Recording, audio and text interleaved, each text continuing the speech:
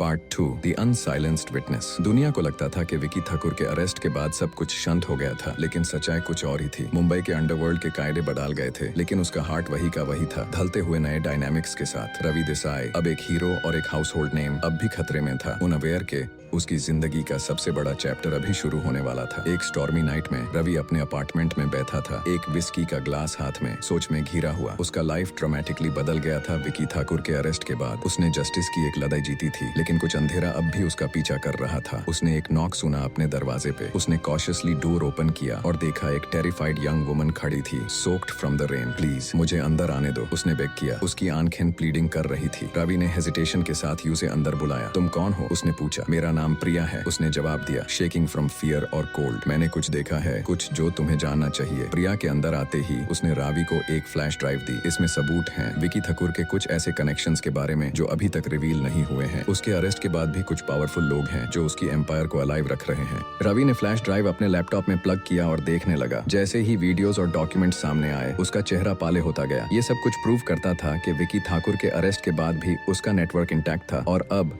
मुंबई के सबसे इन्फ्लुएंशियल और पावरफुल लोग उसे अभी भी सपोर्ट कर रहे थे। ये बहुत बड़ा है, रावी ने कहा। उसकी आवाज सीरियस हो गई। ये सब रिवील करना होगा। प्रिया ने उसकी आंखें में देखा, फियर और डिटर्मिनेशन के साथ। लेकिन ये डेंजरस है। ये लोग किसी भी हद तक जा सकते हैं अपने सीक्रेट्स प्रोटेक्ट करने के लिए। रावी ने एक डीप ब्रेथ लिया और उसने प्रिया के हाथ पर अपना हाथ रखा। हम सच्चाई रिवील करेंगे प्रिया, अब वापस नहीं जा सकते। रवि और प्रिया ने रात भर प्लान बनाया, सबूत को कलेक्ट करते हुए और उनका बैकअप बनाते हुए। उन्होंने इंस्पेक्टर मीरा जोशी को इन्वॉल्व किया, जो अब तक अपने मिशन पर कमिटेड थी। उन्होंने सबूत को पुलिस और प्रेस के लिए रेडी कर लिया, लेकिन ये उनके लिए आसान नहीं होने वाला था। जैसे ही वो अपने मिशन के फाइनल स्टेजेस में थे, उन्होंने रियलाइज किया कि विकी ठाकुर के पावरफुल एलाइज उनके मूवमेंट्स को ट्रैक कर रहे थे। एक लेट नाइट जब वो मीरा के ऑफिस में थे, एक सडन ब्लैकआउट हो गया। इमरजेंसी लाइट्स ऑन हो गई, लेकिन उन्होंने देखा कि सीसीटीवी कैमरास और अलार्म्स सब डिसेबल हो गए थे। ये लोग आ गए हैं, मीरा ने विस्पर्ड किया, गन ड्रॉ करते हुए। रेडी रहो। सडनली एक ग्रुप ऑफ आर्म्ड मैन ने ऑफिस स्टॉर्म कर दिया, फायरिंग इंडिस्क्रिमिनेटली। रवि, प्रिया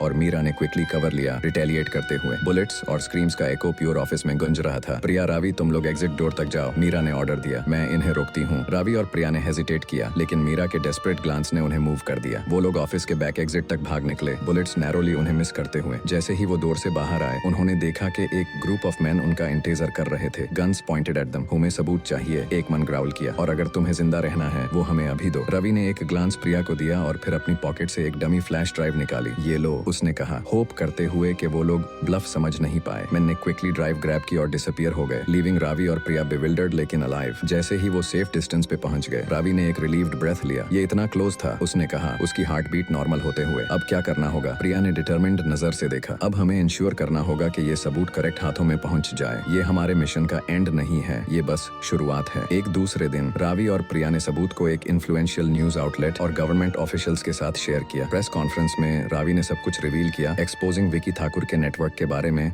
और उनके पावरफुल एलाइज के कनेक्शंस को। मुंबई का एटमॉस्फेयर टेंस था, लेकिन रवि और प्रिया का ब्रेवरी और डिटर्मिनेशन ने एक न्यू वेव ऑफ होप जगाई। पुलिस और गवर्नमेंट ने एक्सटेंसिव ऑपरेशंस शुरू किया, करप्ट ऑफिशियल्स और क्रिमिनल्स को अरेस्ट करते हुए। रवि देसाई ने एक बार फिर सच्चाई और जस्टिस के लिए फाइट की थी और इस बार भी वो जीत गया था। लेकिन उसने समझ लिया था कि मुंबई के अंडरवर्ल्ड के खिलाफ लड़ाई अभी खत्म नहीं हुई थी। वो रिजॉल्व के साथ तैयार था फ्यूचर चैलेंजेस के लिए, नोइंग कि जब तक लोग सच्चाई के साथ खड़े हैं, डार्कनेस को कभी पूरा जीत नहीं मिल सकती। मुंबई का शहर अब एक नए दौर का सामना कर रहा था और रवि देसाई के जर्नी ने एक नए चैप्टर की शुरुआत की थी, जहां सच्चाई और जस्टिस हमेशा के लिए जीतेंगे। मुंबई के स्काईलाइन में अब भी स्काईस्क्रेपर्स और स्लम्स एक कॉन्ट्रास्ट बनाते हैं, लेकिन अब शहर का एटमॉस्फेयर कुछ अलग है। एक सेंस ऑफ होप और चेंज हवा में है। रवि देसाई की स्टोरी ने सिर्फ एक गैंगस्टर को नहीं, बल्कि प्योर सिस्टम को चैलेंज किया था। एक न्यूज स्टूडियो में रवि एक इंटरव्यू के लिए तैयार हो रहा था। उसका चेहरा थोड़ा टायर्ड था, लेकिन उसकी आंखें अब भी डिटर्मिनेशन और फायर से भरी थी। इंटरव्यूअर ने स्माइल करते हुए उसका वेलकम किया, कैमरास रोल करते हुए। रवि, तुम्हारी स्टोरी ने पूरे देश को इंस्पायर किया है। तुम्हें क्या लगता है कि इससे क्या सीख मिलती है? रवि ने एक डीप ब्रेथ लिया और सोचा, फिर एक काल्म और क्लियर वॉइस में जवाब दिया, ये सीख मिलती है कि सच्चाई और जस्टिस के लिए लड़ाई कभी आसान नहीं होती, लेकिन अगर हम हिम्मत और डिटर्मिनेशन से लड़ते हैं तो कुछ भी पॉसिबल है। मुंबई के लिए और प्योर देश के लिए ये सिर्फ एक शुरुआत है। हमें करप्शन और इनजस्टिस के खिलाफ मिलकर लड़ना होगा, तभी हम एक बेहतर फ्यूचर बना सकते हैं। इंटरव्यू के बाद रवि ने स्टूडियो से बाहर आते हुए एक बार फिर अपने शहर को देखा। उसने फील किया कि ये शुरुआत थी एक नए दौर की, जहां सच्चाई और जस्टिस हमेशा के लिए जीतेंगे।